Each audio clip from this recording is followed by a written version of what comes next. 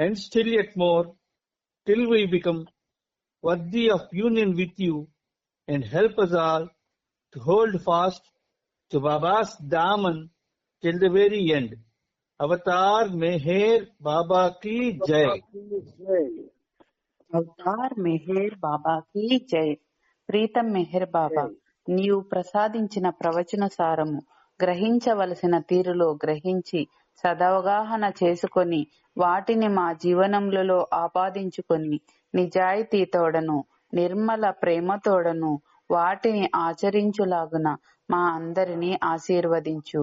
అట్టి ఆచరణీయత జీవన శైలిలో జీవించునట్ల మమ్ములందరినీ అనుగ్రహింపుము. అవతార్ మెహర్ బాబాకి జై. అవతార్ మెహర్ బాబాకి జై.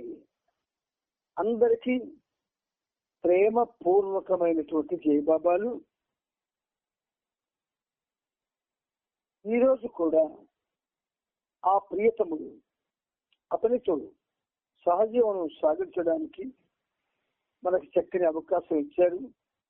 అందుచేత ఆ సదమలాత్మునికి, ఆ సర్వోన్నతునికి మన తరపున ప్రపంచ భక్త కోటి తరపున శత సహస్ర కోటి పాదాభివందనాలు సమర్పిస్తున్నాము.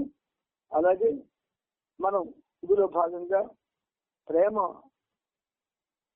ప్రభు చరిత్రం 10వ భాగం మనం చదువుకుంటూ వివరాల్లో చెప్పుకున్నాము.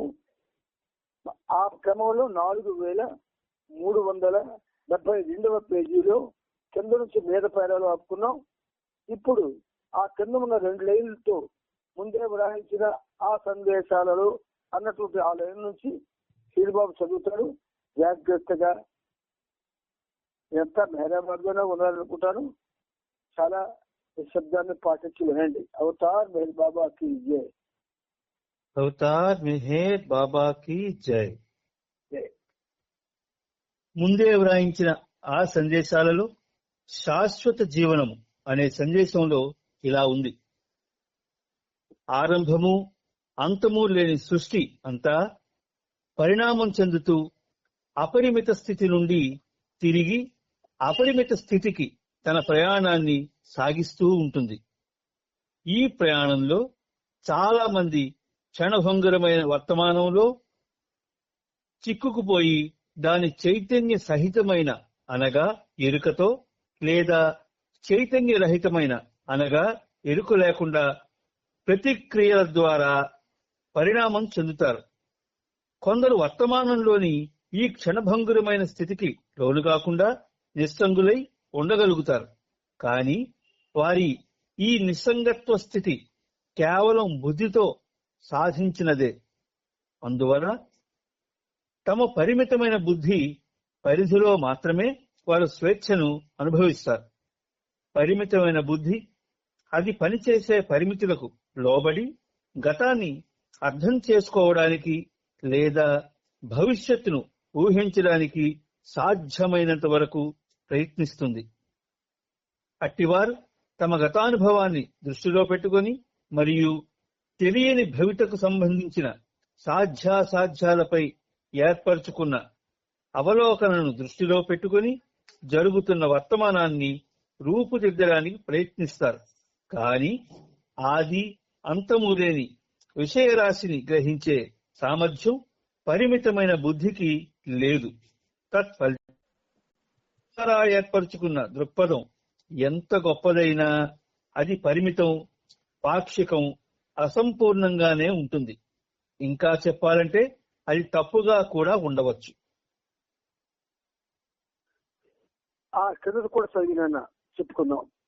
ప్రణాళికాబద్ధమైన కార్యాచరణకు మాత్రం ఇట్టి బుద్ధిపూర్వకమైన దృక్పథం పనికి వస్తుంది, అవసరం కూడా. కానీ హృదయపు లోతులకు సంబంధించిన వివేకము లేదా ఆత్మ సంబంధమైన సహజ జ్ఞానము కొరవడిన పక్షంలో బుద్ధిపరమైన దృక్పథం కేవలం సంశయంతో కూడిన అనిశ్చయమైన సత్యాన్ని మాత్రమే అందిస్తుంది. బుద్ధి యొక్క ప్రణాళికాబద్ధమైన చర్యలు అని చెప్పబడే వాటి వెనుక చాలా గొప్ప శక్తులే పనిచేస్తాయి. కానీ ఆ శక్తులు చైతన్యం దరిదాపులకు కూడా చేరుకోనట్టివి. కాబట్టి అట్టి చర్యలు ఎదురు చూడని ఎన్నెన్నో గొప్ప ఫలితాలకు దారితీసినా ఆ ఫలితాలు ప్రణాళిక అని చెప్పబడే దాని దృష్టికి అందనంత దూరంలో ఉంటాయి. మరొకలా చెప్పాలంటే బుద్ధితో చేసిన ప్రణాళిక చాలా వరకు నామమాత్రమైనదిగానే నిలుస్తుంది. ఎందుకంటే సంబంధిత వ్యక్తులంతా ఈ మొత్తం మాయా నాటకంలో తమ పాత్రను తాము నిజంగానే పోషిస్తున్నామనే భావనతో ఉంటారు. అట్టి భావనను సమర్థించుకోవడానికి సరిపడా సత్యాన్ని మాత్రమే ఈ బౌద్ధికమైన ప్రణాళిక కలిగి ఉండడం వలన అది నామమాత్రంగానే ఉండిపోతుంది. ఇప్పుడు మనం ఇది కొంచెం గాఢమైంది, కానీ తేలిగ్గా చెప్పుకోవడానికి బాబాకి అనుమతి కోరుతూ దీని విశ్లేషణ కొంచెం మీకు చెప్పడానికి బాబా నాకు అవకాశం ఇస్తున్నారు. చూడండి, ఇక్కడ 4374వ పేజీలో ఆ ముందు పేర కానీ ఆ శక్తులు చైతన్యం దరిదాపులు కూడా చేరుకోనట్టివి అని ఒక వాక్యం ఉంది. అంటే ఇక్కడ బాబా మీద పేరాలో చెప్పిన దానికి, అంటే 4373 పేజీలో మీద పేరాలో చెప్పిన దానికి, రెండో పేరాలో చెప్పిన దానికి చాలా తేడా ఉంది. మీద పేరా ఒక విధంగా జనరలైజ్ చేసి చెప్పారు ఆయన. అయితే రెండో పేరాలో మాత్రం ఆయన ప్రత్యేకంగా చెప్పిన విషయాలు కొన్ని ఉన్నాయి. ప్రణాళికాబద్ధమైన కార్యాచరణకు, అంటే ప్లాన్డ్ యాక్షన్ మాత్రం ఇట్టి బుద్ధిపూర్వకమైన దృక్పథం, ఇంటెలెక్చువల్ పర్స్పెక్టివ్ పనికి వస్తుంది. అంటే మానవుడు బాబా చెప్పినట్టుగా బుద్ధిని, మేధస్సుని ఉపయోగించే ఆధ్యాత్మిక జీవనాన్ని సాధించాలని మానవుల్లో ఎక్కువ మంది ప్రయత్నం చేస్తున్నారు. ఎక్కువ మంది అంటే 90%. అయితే అవసరం అంటున్నారు ఇక్కడ. ఏది? ప్రణాళికాబద్ధమైన కార్యాచరణకు, అంటే ప్లాన్డ్ యాక్షన్, ఇట్టి బుద్ధిపూర్వకమైన దృక్పథం పనికి వస్తుంది, అవసరం కూడా అంటున్నారు బాబా. అంటే ప్రణాళికాబద్ధం అంటే మనకి ఎలా ఉంటుంది? ఒక నిర్దిష్టమైనటువంటి మనకి మనమే, మన బుద్ధి, మనకి మన మేధస్సు ఏ విధంగా మనకి అది అవగాహన తెస్తుందో ఆ అవగాహన అనుసరించి, అది మనకి ఇచ్చిన అవగాహనతో మనం ఒక ప్లాన్డ్ యాక్షన్, అది మేధస్సు యొక్క సహకారంతో చేస్తే అది అవసరం అంటున్నారు బాబా. అయితే హృదయపు లోతులకు సంబంధించిన వివేకము, deeper wisdom of the heart,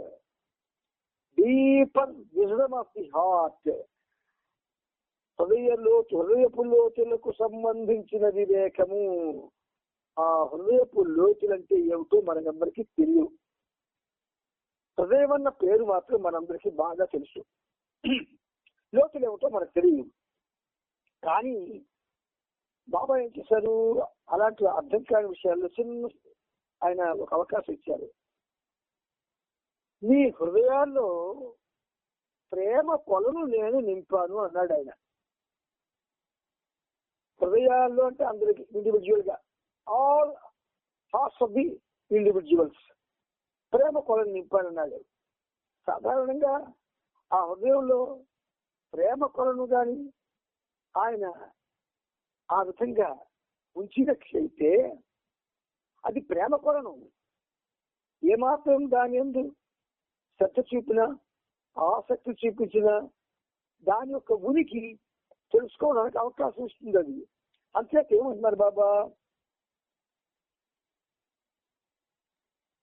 హృదయపు లోతులకు సంబంధించిన వివేకము లేదా ఆత్మ సంబంధితమైన సహజ జ్ఞానము, ఆత్మ సంబంధితమైన సహజ జ్ఞానం.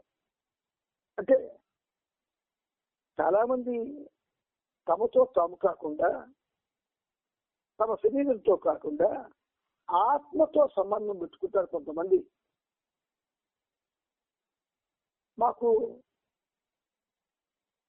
నేను చదువుకుంటున్న రోజుల్లో డ్యాన్స్ చెప్పిన బర్మా గురువు గారు ఒక ఆయన ఉండేవాడు, కేఎస్ఎస్ మౌంటింగ్ ఆయన పేరు. ఆయన మాకు డాన్సు సంగీతం చెప్పేవాడు. ఆయన పెద్ద ఫోటో ఆయనది చేయించుకొని ఆ ఫోటో ఎదురుగా ఆ ఫోటోలో ఉన్న హృదయాన్ని చూస్తూ, ముఖాన్ని కాదు, ఆ హృదయంలోనే నేను ఉన్నాను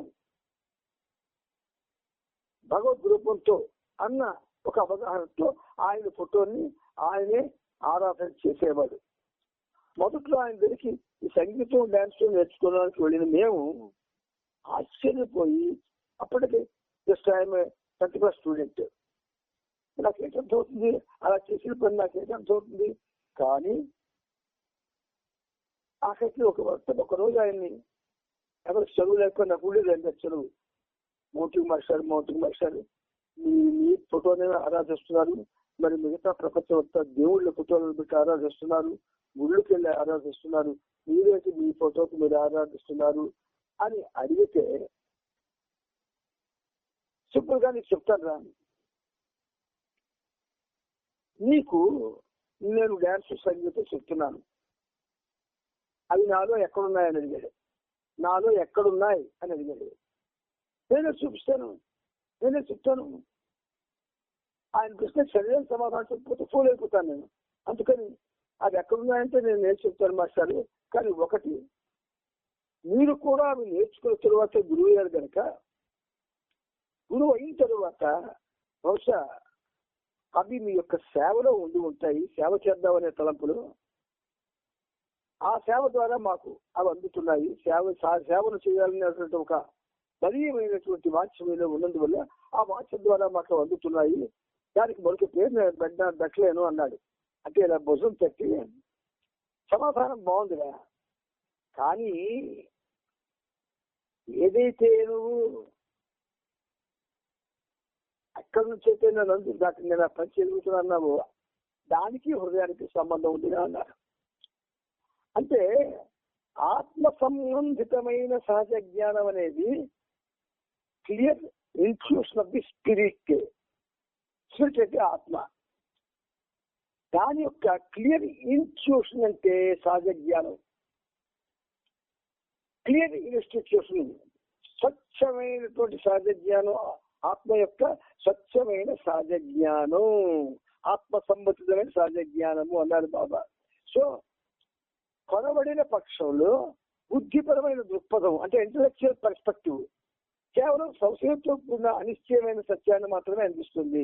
అంటే ఏమిటి, ఇప్పుడు మనం ఆత్మతో దాని సంబంధం పెట్టుకోగలిగితే అదేం చేస్తుంది, మనకి ఇన్ట్యూషన్ ఆఫ్ ది స్పిరిట్ అంటే ఆత్మ సంబంధితమైనటువంటి జ్ఞానాన్ని ఆత్మ అందిస్తుంది. అందుకే చాలా మంది, ఇప్పుడు ఆయన కూడా అలాగే చేసేవాడు. మీరు కూడా కొన్ని పాటలు పాడి, నేను ఆత్మలో ఒక పాట ఒకటి ఉంది, మనకి బాబా నమస్ పాడుతుంటారు. ఆ పాట పాడితే తెలియదు. ఆత్మని పరిశోధించడం అంటే చాలా శ్రేష్టమైనటువంటి అలవాటు. కానీ దానికి మనము ఏదో దేని మీద ఆధారపడకుండా మేర బాబా మీద ఆధారపడి, ఆయన నామం మీద ఆధారపడి ఆత్మ సంబంధితమైన ఆ జ్ఞానం పొందడానికి మనం కానీ ప్రయత్నం చేస్తే బాబా సాయం చేస్తారు. ఇది సులువు. అందుచేత ఆత్మ సంబంధితమైన సహజ జ్ఞానం కొనబడిన పక్షంలో అదిగా లేకపోతే, ఆ ప్రయత్నం మనం చేయకపోతే, బుద్ధిపరమైన దృక్పథం కేవలం సంశయంతో కూడిన అనిశ్చయమైన సత్యాన్ని మాత్రమే అందిస్తుంది. కేవలం బుద్ధితోటి మేధస్సుతోటి మనం ఇప్పుడు చేస్తున్న భావ కార్యక్రమాన్ని బుద్ధితో మేధస్సుతో చేస్తున్నాం. ఇది నిజం. ఆత్మకు సంబంధంతో కాదు, ఆత్మతో మనం సంబంధం పెట్టుకోలేదు. అంతేగా, అందుకే బాబా ఒక పాట రాయించారు, మీ అందరికీ తెలుసు. బాబా ఇప్పుడు ఎవరు రాయించారు శ్రీ చేత, ఓ అంతరాత్మా అపరిమిత ఆత్మా పరిమితముగా నటలెందుకు. ఎంత గాఢంగా రాయించారు చూడండి. అంచేత సంశయంతో కూడిన అనిశ్చయమైన సత్యాన్ని మాత్రమే అందిస్తుంది. అది ఏది, ఈ బుద్ధిపరమైనటువంటి దృక్పథం. బాబా ఈ అదేం చేస్తుంది? అనిశ్చయమైన సత్యాన్ని మాత్రమే అందిస్తుంది, నిశ్చయమైనది ఇవ్వదు. బుద్ధి యొక్క ప్రణాళికాబద్ధమైన చర్యలు అవి చెప్పబడే వాటి అంటే the so called planned action ముందన్నాడు కదా, ప్లాన్డ్ యాక్షన్ అని. అది బుద్ధి ద్వారా మనకి ఆ ప్లాన్డ్ యాక్షన్ అలవాటు ఉంటుంది. ప్లాన్డ్ యాక్షన్ ప్లాన్ చేస్తాం, ఇవాళ సెంట్రల్ కార్యక్రమం పెట్టాలి, ఎలా చేద్దాం ప్లాన్ వేస్తాం, ఆ ప్లాన్ ప్రకారం చేస్తాం, ఎవరెవరు పిలుద్దాం ప్లాన్ వేస్తాం. ఈ ప్లాన్ తో ఏవైతే జరుగుతాయో బుద్ధి యొక్క ప్రణాళికాబద్ధ చర్యలు అది అని చెప్పబడే వాటి వెనుక చాలా గొప్ప శక్తులే పనిచేస్తాయంటున్నారు బాబా. అయితే దాని యందు మనకి స్థిర చిత్తం ఉండాలి, స్థిర విశ్వాసం ఉండాలి, స్థిరమైనటువంటి చక్కని అవగాహన ఉండాలి. అయితే బాబా అంటారు, కానీ ఆ శక్తులు చైతన్యం దరిదాపులకు కూడా చేరుకోనట్టివి. మరి చైతన్యం దరిదాపులకు కూడా చేరకపోతే ఆ బుద్ధిపరమైనవి మనకేం చేయగలమవి? కాబట్టి అట్టి చర్యలు ఎదురు చూడని ఎన్నెన్నో గొప్ప ఫలితాలకు దారితీసిన ఆ ఫలితాలు ప్రణాళిక అని చెప్పబడే దృష్టికి అందనంత దూరంలో ఉంటాయి. ఒక స్టూడెంట్ ఉన్నాడండి, మీకు అర్థం అవ్వాలని చెప్తున్నారు బాబా. స్టూడెంట్ ఉన్నాడు, స్కూల్కి వెళ్ళినప్పుడు టీచర్స్ చెప్పింది వినక దాని ఎందుకు ఎక్కువ శ్రద్ధ లేకుండా ఎవరో ఫ్రెండ్ని నమ్ముకొని, ఆవిడ తెలియని వాడు ఆ ఫ్రెండ్ అతని వాడి ఫ్రెండ్ మీద ఆయన నమ్ముకొని మ్యాథ్స్ చెప్పింది వినకుండా, మ్యాథ్స్ చెప్పిన తర్వాత మరి నాన్న వాడు ఏం చెప్పినా నాకు చెప్పినా ఫ్రెండ్ అడిగితే వాడు మ్యాథ్స్ ఇచ్చినటువంటి వాళ్ళకి ఇవ్వగలరా? ఇవ్వలేడు. మనమంతా నడిబాబా పరిమితుల్లో చాలా మంది స్టేజ్ ఎక్కి బాబా విషయాలు చెప్పడానికి సాహసిస్తున్నాం.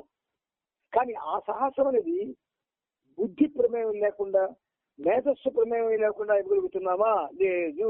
అందుకే అందరూ ఎక్కడ వేసిన దొంగల్లాగా ఎన్ని విన్నా కూడా ఒకేలాగా ఉంటున్నారు.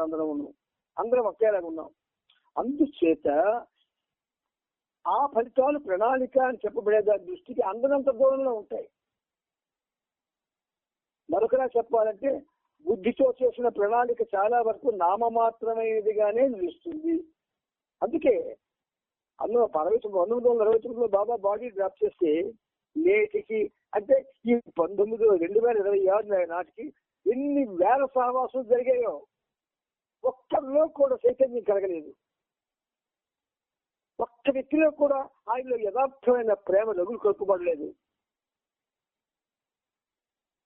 బుద్ధికి సంబంధించినటువంటి ఏవైతే మనము ఒక విధంగా మాట్లాడుకుంటామో అసంబద్ధంగా ఒకరికొకరు మనం వాదులు ఆడుకుంటామో, ఈ వాదులు అసలు ఇవన్నీ కూడా దీనివల్ల వచ్చి మనం ఒక విధంగా మన యొక్క అహంకారాన్ని, మన యొక్క మేధస్సుని నమ్ముకొని వాటితో మనం బాబాకి దగ్గర కావడానికి చేసే ప్రయత్నం వల్లనే, అందువలన సంబంధిత వ్యక్తులంతా ఈ మొత్తం మాయా నాటకంలో తమ పాత్రను తాము నిజంగా పోషిస్తున్నామనే భావంతో ఉంటారు. బాబాలో సొంత ఆ భావంతోనే ఉన్నారు. మేమేదో చేసేస్తున్నాము, మేము బాబాకి దగ్గర అయిపోతున్నాము, మేము బాబా యొక్క ఆ కీర్తి ప్రతిష్టలు మేమే నిలువడింపజేస్తున్నాము, ఆయన భావాన్ని మేమే ప్రాచుర్యం చేస్తున్నాము అనేటటువంటి ఒక దురదృష్టకరమైన భావంలో ఉన్నారు అందరూ కూడా. కానీ ఒకటి గుర్తుంచుకోండి, సత్యం బాబా అంటే సత్యం, ట్రూత్ పర్సానిఫైడ్ అంటాడు బాబా. మూర్తిభవించిన సత్యం అది. దాన్ని తెచ్చుకోవాలంటే మనలో ఉన్నటువంటి మానవ స్వభావం పోవాలి. మానవ స్వభావంతో మూర్తిభవించినటువంటి ఆ దైవత్వాన్ని తెలుసుకోవడం మహా కష్టం. అందుచేత పోషిస్తున్నాం. మొత్తం మాయా నాటకంలో సంబంధిత వ్యక్తులంతా తమ పాత్రను తాము నిజంగానే పోషిస్తున్నామనే భావంతో ఉంటారు. అట్టి భావనను సమర్థించుకోవడానికి సరిపడా సత్యాన్ని మాత్రమే ఈ బౌద్ధికమైన ఇంటలెక్చువల్ ప్లానింగ్ లో కలిగి ఉండడం వల్ల అది నామమాత్రంగానే ముందుపోతుంది. ఎన్ని వేల స్పీచ్లు విన్నా, ఎన్ని వేల పుస్తకాలు చదివినా ప్రేమ రవంతైనా మనలో తెచ్చుకోగలుగుతున్నామా? పెరుగుతుందా? ప్రేమను పెంచేటటువంటి లక్షణం ఎవరికున్నది? ప్రేమకే ఉంటుంది. ఆ ప్రేమ ఎవరు? మెహర్ బాబా.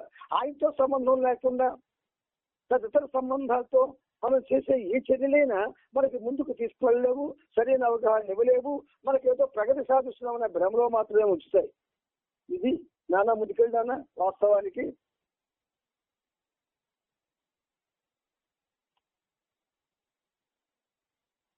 నానా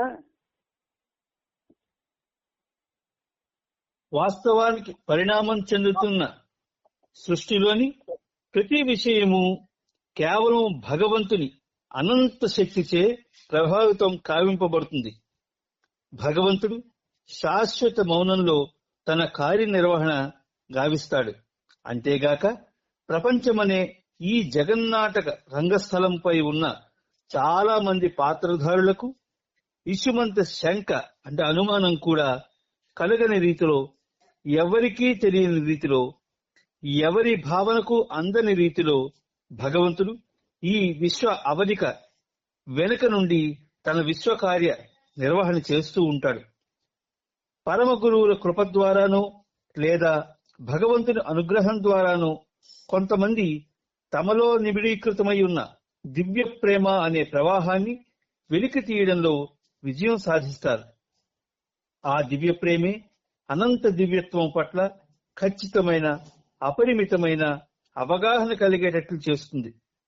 దివ్యత్వం గురించి కలిగిన ఇట్టి అవగాహన దాని శాశ్వతత్వంలో ఆరంభం అన్నది లేనట్లుగా కనబడే గతాన్ని గురించి, క్షణభంగురంగా కనిపించే వర్తమానాన్ని గురించి మాత్రమే కాకుండా ఎన్నటికీ అంతం కానిదిగా కనబడే భవిష్యత్తును గురించి కూడా గ్రహించేలా చేస్తుంది. అద్భుతంగా చెప్తే చూడండి బాబా, మనకి సత్యాన్ని ఎంత చక్కగా చెప్తారు. ఆ సత్యాన్ని తెలుసుకోవడానికి కూడా అటువంటి వివరణలు ఇస్తారు మెహర్ బాబా. ఇక్కడ మనకి ఇక్కడ చూడండి, తెర వెనుక నుండి తన విశ్వకార్య నిర్వహణ భగవంతుడు చేస్తుంటాడు అని ఒక వాక్యం ఉంది. ఇప్పుడు ఒక సగంకి వచ్చేటప్పుడు ఇక్కడ పరమ గురువులు కృప ద్వారాను, పరమ గురువులు అంటే పరమము అన్నటువంటిది ఏదైతే వాళ్ళకి అవగాహనకు వచ్చి అందులో జీవనాన్ని సాగిస్తూ తద్వారా ఆ పరమాత్మను తెలుసుకోవడానికి సాహసం చేయడం కాదు, సహనంతో, ఓర్పుతో, ప్రేమతో, క్షమతో, దయాగుణంతో భగవంతుడి కోసం వాళ్ళు ఇలాగ ఆరాటపడుతూ ఉంటారు. అటువంటి వాళ్ళు చివరికి పరమ గురువులుగా మారుతారు. అంచేత బాబా ఎవరినిచ్చారు? పరమ గురువుల కృప ద్వారాను, గ్రేస్ ఆఫ్ ది మాస్టర్స్. పరమ గురువులు అంటే ఇప్పుడు మనం ఎవరైతే సద్గురువులు కూర్చుంటామో వాళ్ళు కూడా పరమ గురువులే. అంచేత భగవంతుని అనుగ్రహం, పరమ గురువుల కృప ద్వారాను అంటే సద్గురువుల యొక్క అనుగ్రహం ద్వారాను, లేక భగవంతుని అనుగ్రహం ద్వారాను, రెండు. Only two channels are there. ఒకటి పరమ గురువుల అనుగ్రహం, రెండు భగవంతుని అనుగ్రహం. Grace of the masters or grace of the god. కొంతమందిలో వాళ్ళ అనుగ్రహం ద్వారా, పరమ గురువుల అనుగ్రహం కానీ లేదా భగవంతుని అనుగ్రహం ద్వారా కానీ, కొంతమందిలో తమలో నిబిడీకృతమయ్యున్న దివ్య ప్రేమ అనే ప్రవాహాన్ని, ముందు మన హృదయంలో ఉన్న ఆ కొలను గురించే, ప్రేమ గురించే మాట్లాడుకున్నాను. దివ్య ప్రేమ ప్రవాహాన్ని, hidden spring of divine love వెలికి తీయడంలో విజయం సాధిస్తారు. ఈ హృదయంలో ప్రేమ, అందరి హృదయాల్లో ప్రేమ కొలను నింపాను అంటే మనం దాని గురించి అందరూ ఒక్కరి గురించి మాట్లాడడం లేదు. చివరికి మనం మాట్లాడడం అని తెలిస్తే బాబా మాట్లాడారు. ఎలా మాట్లాడారు? పరమ గురువుల కృప గాని, భగవంతుని కృప గాని, ఈ రెండిట్లో ఏదో ఒకటి ఉంటే తప్ప కొంతమంది తమలో నిబిడీకృతమైన దివ్య ప్రేమ అనే ప్రవాహాన్ని తీయడంలో విజయం సాధించలేరు, సాధిస్తారు అని. మరి మనం దానికోసం ఏం ప్రయత్నం చేస్తున్నామండి? మనం భజన చేసిన దాంట్లో సద్గురువుల కృప కానీ లేదు భగవంతుని కృప కానీ లభిస్తుంది ఏమిటి? భగవంతుని విగ్రహం లభిస్తుంది ఏమిటి? మనం భజన చేస్తున్నాం, ప్రోగ్రామ్ చేసుకుంటున్నాము, అక్కడికి వెళ్తున్నాం, ఇక్కడికి వెళ్తున్నాం, రకరకాల పనులు చేస్తున్నాం. కానీ ఈ పరమ గురు కృప కానీ లేదా భగవంతుని అనుగ్రహం కానీ మనకు లభిస్తుందా? ఒకవేళ లభిస్తే ఇలా ఉంటామా? కాబట్టి లభించడం లేదు అని మనకు స్పష్టంగా తేటతలంగా తెలిసిపోయింది. అందుచేత ఏమిటి? ఆ దివ్య ప్రేమే అనంత దివ్యత్వం పట్ల, ఆ దివ్య ప్రేమే అనంత దివ్యత్వం పట్ల, అంటే డివినిటీ ఏదైతే ఉందో అదే డివైన్ సందర్శనానికి దారి తీస్తుంది. అంచేత ఆ దివ్య ప్రేమ అనంత దివ్యత్వం పట్ల ఖచ్చితమైన అపరిమితమైన అవగాహన కలిగేటట్టు చేస్తారు దివ్య ప్రేమ. అందుకే Baba love me love me love me above all, love me above all అని ఆయన ఎందుకు అన్నాడంటే కారణం అదే. సద్గురువు కూడా మనకే చేయలేరు, ఆయనే చేయగలడు. ఇందులో మన రాజీకి తావు లేదు, ఆయనే చేయగలడు. అయితే అప్పుడు మనం ఎలా ఉండాలా? ఏమిటో ఆయనతో ఉండాలి. ఆయనతో పేరు ఆయనే, నిర్మల కార్యక్రమే, మనందరం మనతోనే ఉంటున్నాం. మనమే నవ్వుకుంటున్నాం, మనమే పాడుకుంటున్నాం, మనమే ఆడుకుంటున్నాం, మనమే తిరుగుతున్నాం, మనమే చేస్తున్నాం, అంతా బాబాకి అంటగట్టేస్తున్నాం. మరి ఇది మనది గొప్పదైతే గతంలో భగవంతుడి కోసం ఏళ్ల తరబడి తపస్సు చేసిన వాళ్ళ పరిస్థితి, భగవంతుడి కోసం ప్రాణత్యాగం చేశారే వాళ్ళ పరిస్థితి ఏమిటి? కేవలం భగవంతుడి కోసమే జీవించే భాగ్యకారులంతా వాళ్ళ పరిస్థితి ఏమిటి? ఇవి మనం ఆలోచించలేమా? ఆలోచించాలి. మనకెందుకు బాధ? మన గడిచిపోతున్న రోజులు మనకు మోక్షం వచ్చేస్తుంది. అది 44 లక్షలు ఉంటే జన్మలు మనకు మోక్షం రాదండి. హ్యాపీగా గడిపిద్దా వస్తున్నారు. మాకు ఒక డిప్యూటీ కలెక్టర్ ఉండేవారు సెక్షనల్ గా. ఆయన ఒక మాట్లాడాడు, ఆయన బాబాని తెలుసుకున్నాడు, కొత్త బాబాని విడిచిపెట్టాడు, తండ్రి గడ్డ ప్రారంభించాడు. ఏమన్నాడు ఆయన ఒకసారి నాతోటి, మనం ఎందుకంటే అనవసరంగా బాధపడిపోవడం, ఆయన 84 లక్షల తర్వాత తెలుగు మోక్షం వస్తుంది అన్నాడు కదండి. ఎందుకండి హాయిగా ప్రతి జన్మ హ్యాపీగా గడిపేసి మన ఇష్టం వచ్చినట్టు గడిపేసి ఎన్ని సంస్కారాలు వస్తాయి అన్ని సంస్కారాలని కూడా అనుభవిస్తూ, ఎన్ని బాధలు వస్తాయి అన్ని బాధలు అనుభవిస్తూ హాయిగా 84 లక్షల జన్మ గడిపిస్తే ఆ తర్వాత మోక్షం వచ్చేసరికి కదండి. అది చాలా సులువుగా, చాలా మేధావి రచయిత ఆయన. మరి ఒక రచయిత ఉండి మేధావి ఉండి కొంచెం ఇద్దరితో జ్ఞానం తెలిసిన వాళ్ళు మాట్లాడితే మళ్ళీ వాళ్ళు ఎలా మాట్లాడతాం? అందువలన ఆ దివ్య ప్రేమే అనంత దివ్యత్వం పట్ల ఖచ్చితమైన అంటే నిక్కచ్చైన అపరిమితమైన అంటే అనంతమైన అవగాహన కలిగేటట్లు చేస్తుంది. దివ్యత్వం గురించిన కలిగిన ఇట్టి అవగాహన, దివ్యత్వం గురించి కలిగిన ఇట్టి అవగాహన అంటే ఏది? ఆ దివ్య ప్రేమే. అదే మనకు అవకాశం వస్తుందనే అవగాహన ఏం చేస్తుంది? దాని శాశ్వతత్వంలో ఆరంభం అన్నది లేనట్లుగా కనబడే గతాన్ని గురించి, క్షణభంగురంగా కనిపించే వర్తమానం గురించి మాత్రమే కాకుండా ఎన్నటికీ అంతం కానిదిగా కనబడే భవిష్యత్తుల గురించి కూడా గ్రహించేలా చేస్తుంది. అదేం చేస్తుంది ఆ దివ్య ప్రేమ? దివ్యత్వం పట్ల ఖచ్చితమైన అపరిమితమైన అవగాహన కలిగేటట్లు చేస్తుంది. బాబా మనకిచ్చేది దివ్య ప్రేమ ఇద్దామని వచ్చాడు ఆయన. మనం దానికోసం పాకులాడడం లేదు, మన ప్రేమల్లోనే మనం కొట్టి మిట్టాడుతున్నాము. ఇది నమ్మండి, నమ్మకపోతే నాకు అనవసరం, కానీ సత్యం. మానవుడి యొక్క ప్రేమలో మునిగి తేలుతుంటే దివ్య ప్రేమ కూడా పొందుతాడు. మానవ ప్రేమ కోసం అలాగా తన జీవితాన్నంతా ధారపోస్తుంటే వాడు ఇంకెప్పుడు దివ్య ప్రేమ పొందుతాడు? అయితే ఆ దివ్య ప్రేమ పొందడానికి మనం కానీ ఆ సద్గురువుకు పో, లేదా బెహర్ బాబా అవతార పురుషులకు పో మనం కానీ పొందితే ఏం చేస్తున్నారు? బాబా అనంత దివ్యత్వం పట్ల ఖచ్చితమైన అపరిమితమైన అవగాహన కలిగేటట్లు చేస్తుంది.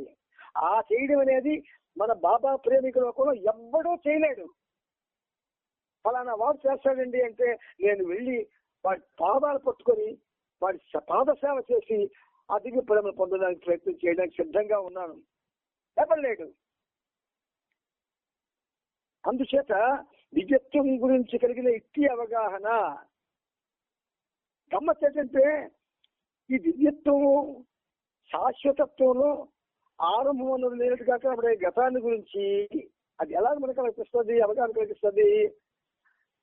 ఆరంభం అన్నది లేనట్లుగా కనబడే గతం. మనం గతం గురించి ఆలోచించడం అసలుకేమీ తెలియదు. నా గతం ఏంటంటే ఆవిడకి తెలియదు.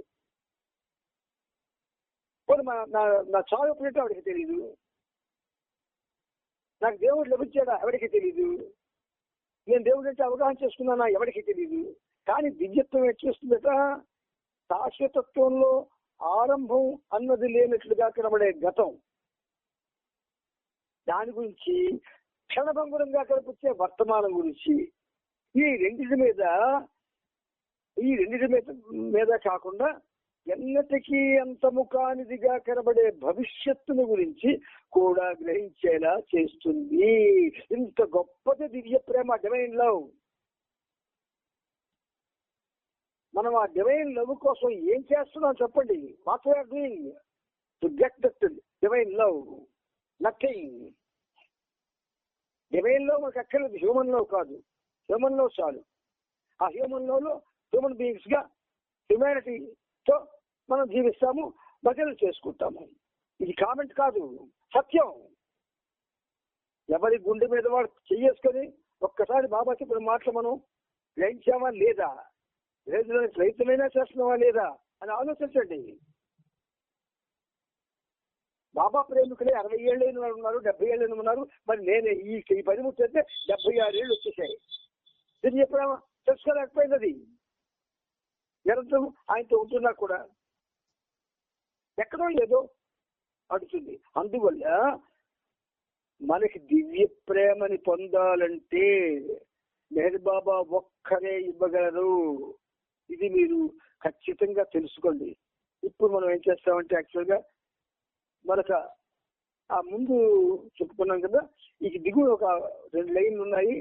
ఆ లైన్ ఫుల్ స్టాప్ వరకు చదివినానా, ఎందుకంటే కొంచెం ఇది గాఢమైనటువంటి సబ్జెక్టు. కానీ నాన్న వాస్తవానికి కాలం అనేది అవాస్తవం కనుక అనంతంగా కొనసాగుతున్నట్టు కనబడే కాలగమనం కూడా అవాస్తవమే. పరిపూర్ణ సత్యాన్ని ఎరుకతో అనుభూతి చెందేలా చేసే చిట్ట చివరి ఆధ్యాత్మిక అవగాహనలో అనంతంగా కనిపించే భ్రాంతిమయమైన కాల ప్రమాణం అవధులకు తావులేని భగవంతుని దివ్య జీవనం యొక్క శాశ్వతత్వంలో ఏకమైపోతుంది. దైవీ మానవులు భగవంతుని యొక్క అనంత అవగాహనను కలిగి ఉన్న వారగుడి చేత వారు భూత భవిష్యత్ వర్తమానాలను తెలుసుకోగలరు. కానీ అనిత్యమైన శాశ్వతత్వం యొక్క ఛాయలకు సంబంధించిన జ్ఞానమన్నది దైవీ మానవులకు ఏమంత ప్రధానమైన విషయం కాదు. దానికంటే భగవంతుని అంతు చిక్కని అనంత స్థితిలో విలీనమవడమే వారికి అతి ప్రధానమైన విషయం. అలాగే అనంత అవగాహనతోనూ అనంత సత్యంతోనూ సంపూర్ణంగా విలీనమవడమే వారికి అతి ముఖ్యమైన విషయం. ఇప్పుడు మనం వేద పేర భవిష్యత్తు గురించి కూడా గ్రహించేలా చేస్తుంది. అక్కడ ఆడుకున్నాం అనమాట. ఈ పేర చదవడానికి కారణం ఏంటంటే, మీరు ఇప్పుడు ఏమిటంటే అతనితో సహజీవనం చేసే మనం ఆయన వాక్యాలతో కూడా సహజీవనం చెయ్యాలి.